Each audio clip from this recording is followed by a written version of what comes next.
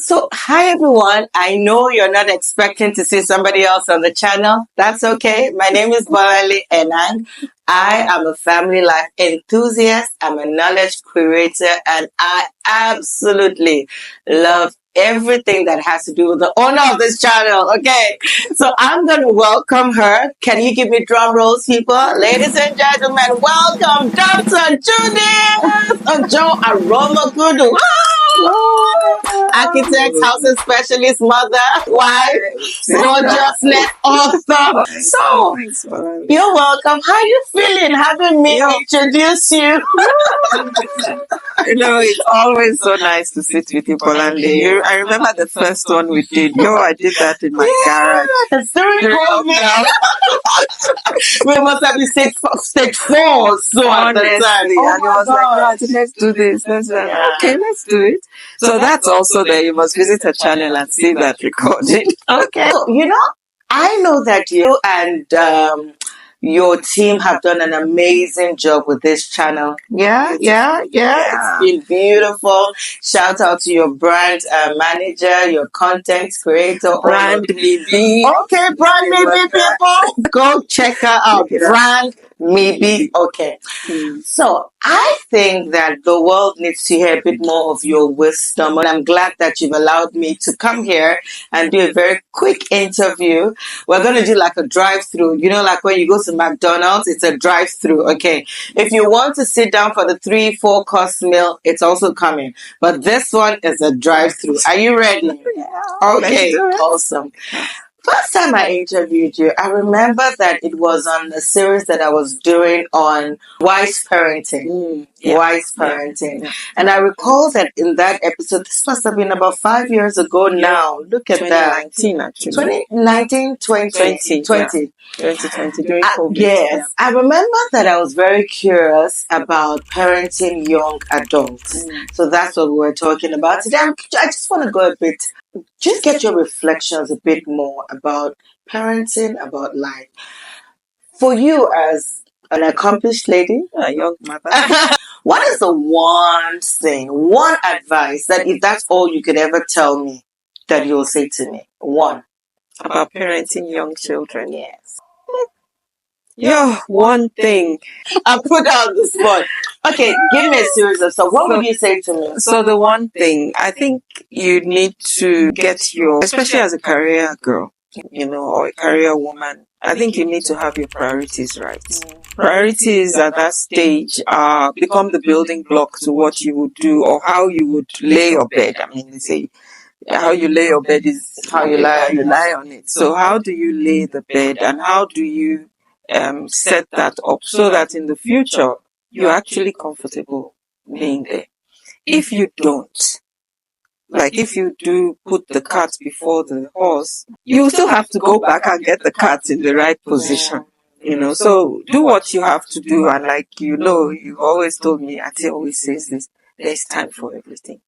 There's a time to actually focus on the family and do what you have to do with the family. I mean, from the age of 0 to age 3, I believe as a mother, you should be there with the children.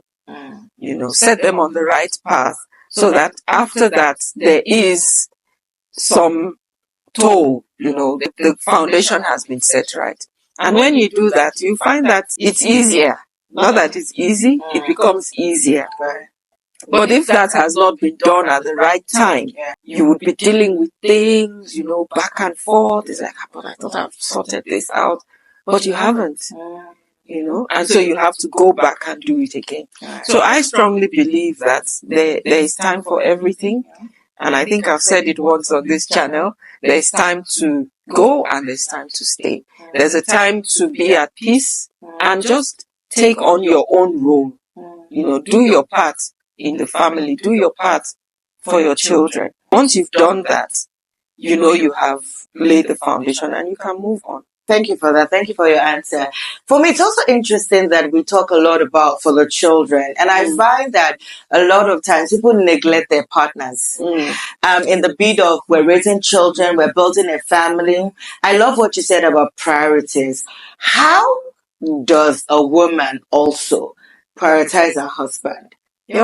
I think it's so important that we have that time, creating time. If you haven't watched the video on space, creating space, go and watch it, because there is time for everything, even in looking after the children, in looking after your husband, in engaging, and sitting together. It's important that you value that time and you do create that time.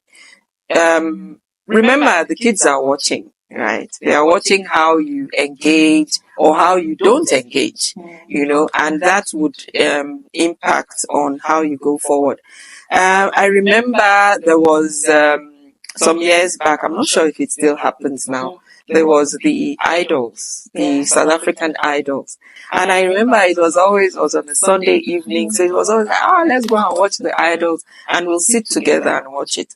And then finding some common things that you both like, you both enjoy. It could be in the kitchen, you like cooking together. It could be even in watching your programs together. It could be studying together. I remember we used to study together, and it was quite, we are studying now, don't talk, just focus on the study. Yeah. So there are those opportunities and going places together. And I think now, at the older age, or, creating memories together, like traveling together, visiting people, to just create those memories together. Because it's now like, I did that the first time with you. Yeah. You remember, you met people together. I know my pastor once used to say, together. He was doing together. Go to the bank together. So it's really, I think it's really about creating those memories. So I've heard two things. One is priorities, and then the second is creating memories and doing things together. There's something I've observed about you and your family. Guys, listen to this one. And it's your children. It's your young adults who are now young adults. And this question, I think for every young mother, young father, even when your kids are older, this would be good for you. How did you help or set your children up academically? I'd like you to give us like practical tips, because yes, it's good that you do warm, she does warm, like warm is writing and research mentorship, but I've seen that her kids are really, like, she's got one really smart daughter, well, sons and daughters, but this one, I really want you to tell us practical things that we can do to set our kids up for academic excellence. Excellence. Wow. I don't think it's unique to me. It is. I'm joking. But our cultural Nigeria, you get 98, what happened to the 2%? Still happening. It's still happening, So I think just being high achievers. But again, I think it starts even from a very tender age of getting the children to be interested in reading books, But one other point, and I'm glad that it happened to me. One of my kids he didn't like reading. He just didn't like reading. And so there was this, was it Nintendo, one of those games? But after you play so much, then there's an instruction. Okay. And he would go to his brother and say, read it for me. Then the brother will say, okay. Then he will get the instruction and carry. I'm like, guy, you must know how to read so that you can even play the games. So there are different ways that we could encourage the children to like reading or engage. If they're not a book type, you could get different technologies that encourages them to read. And so in that way, you can set that foundation up right from the beginning. But there is also the point of rewards. Right. There's a point of rewards. I remember when my kids were in university, we had a deal that if you score, I think it was 60%, you would get 100 rand. But if you get a distinction, you get 800 rand. Whatever that means in the context. It was like, even for me to provide that money is like, it would have been an uphill task. So I think giving rewards is also a very good thing. Is it though? I think it is. I remember in primary school, we had, if you get the star, I don't know, the merit. I think it was called the merit at the time. You can go visit a friend, Right. or your friends could come over. Right. Now remember, for friends to come over, mom becomes like a taxi. You know, you have to go and fetch the friend, you have to entertain them, maybe McDonald's, ice cream, or to entertain them. And then they come over, you have to, if they are swimming, you have to sort of watch them, and then you have to get them back. So it's a big sacrifice. The rewards of having their friends over was also a good thing at that level. Then even at high school level, there were other rewards, like if you score whatever in whatever we were doing, we would do this, you know. So it showed you are also journeying with them. But I have a question. Sacrifice. But I have a question on that, on the rewards issue. I love it. I like it. My kids want it. But I worry that as they grow older, won't it be that they will need external motivation in order to excel? And if that is not provided or available, then they're demotivated. That's my worry. Exactly. So if, for instance, there is a reward for achieving, right? The reward may not just come from the parent at a point. The reward now comes from the people, the society. So you are sort of preparing them to show that if you do this, if you can achieve this, society will actually reward you for your achievement. Either you're getting a very good job, you're getting a high pay, or you even realize that, wow, this is not for me, you know. This thing that is like, well, why were they even rewarding me? It's so that there could be some setup for higher achievements. So has that worked for you? Oh, definitely. Oh, really? Definitely. Remember, reward may also not come in cash or kind. Reward may be in another way. So I remember, yeah, very, very interesting. I remember one, I won't say which one of them. One of them, it was like, you are playing. You know how you say you are playing? Oh, yeah, go and read your book. You don't have anything to do. Go and read your book. And this kid never liked doing house chores. So as soon as you say, where are you? Where are you? So I'm studying. I'm doing my homework, you know. So then he's like, to avoid all these things, let me know that kids will always be kids. And it's almost like, okay, you are doing your work, okay, carry on, you know, do your homework or study or, yeah. So there are those opportunities that makes it important. And in that place, there is now reward. Right. You know, you are coming in as the reward initially. I like it. Very interesting conversation. We'd like to know what you all think, what you think about the reward system. I like it. Very interesting. Okay. So we'll wrap up because I promise you it's a drive-through conversation. It's a quick one. I think the last thing I'd like to say to you is, how do you take care of yourself as an older, woman? What would you say to a younger woman, a career woman, a working mom, a non-working mom? Because even when you take care of your home, you are working hard. Yeah. Before you finish this, and I mean, we all know that story, right? So whether you're working outside of the home or you're working inside of your home, there's work happening where generativity, that's what we call it, yeah? Anyway, so how would you encourage us to take care of ourselves? Yeah. So I think at different stages, there are opportunities to look after yourself. For a mother with a little baby, that thing of breastfeeding is such a therapeutic time. It's so therapeutic. It's not like breastfeed and let me just... I don't be on your phone and be breastfeed. Oh, listen. It's such a therapeutic time. It's a time... It's a time that say, it's time for me to sit down and actually engage in that. Even in doing that, you're looking after yourself. Yeah, actually. Sure. You're looking after, not like, because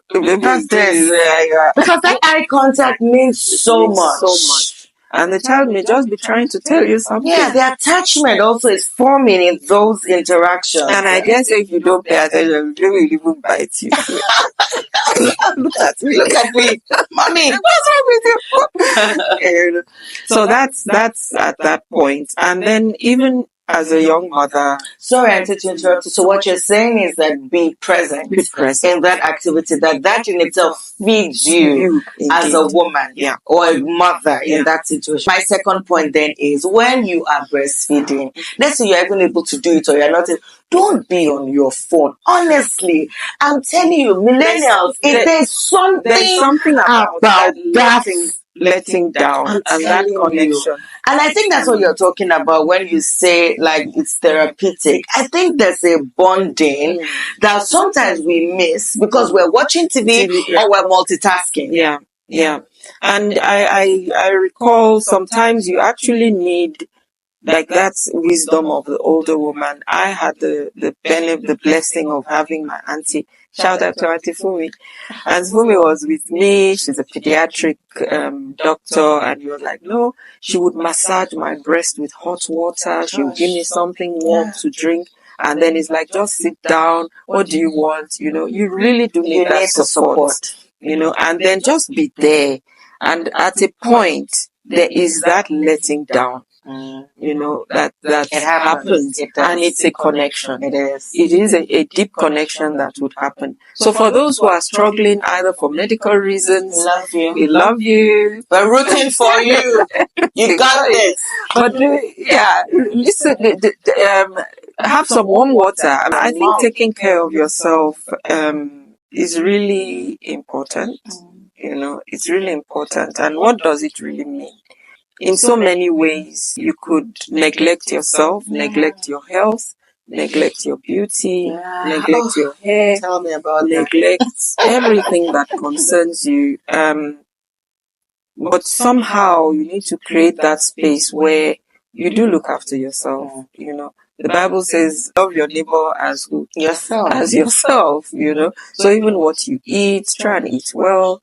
You don't have much, you know, there's still a level of water caring, you know, and when you do have much, don't eat too much, you know, drink some water, like Bolanle said, and get some air, pause, you know, and enjoy, make the best of what you have actually, because it may not be what you bargained for, you know, but there must be that peace within the storm, you know, the eye of the storm, and it's how do you locate that point and make the best of it.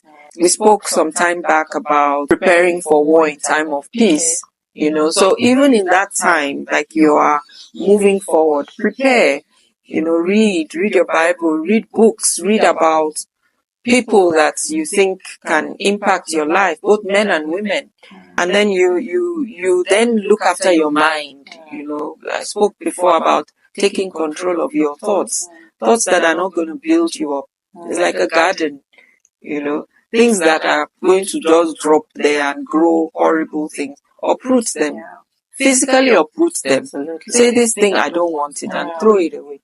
And continuously renew your mind. I think in that way you look after yourself. Exercise is good. Some of us are very good at it. Some of us are trying, you know, but keep on doing good for yourself. In essence, you'll be doing good for others. Absolutely. No, thank you. Thank you for the time with you. This was lovely. I've gotten 3 things. Priorities. Make sure that you have your priorities in place. Create memories and create space for yourself to bond, to grow, to bond with your children or with your partner, but create space for yourself to grow. I'd like to end by saying, have friends that you can truly just have a laugh with, okay? Look for people you can just enjoy life with. And I pray that God blesses you. And Auntie, thank you for having me on your channel. Until we'll come back again, we'll see you another time.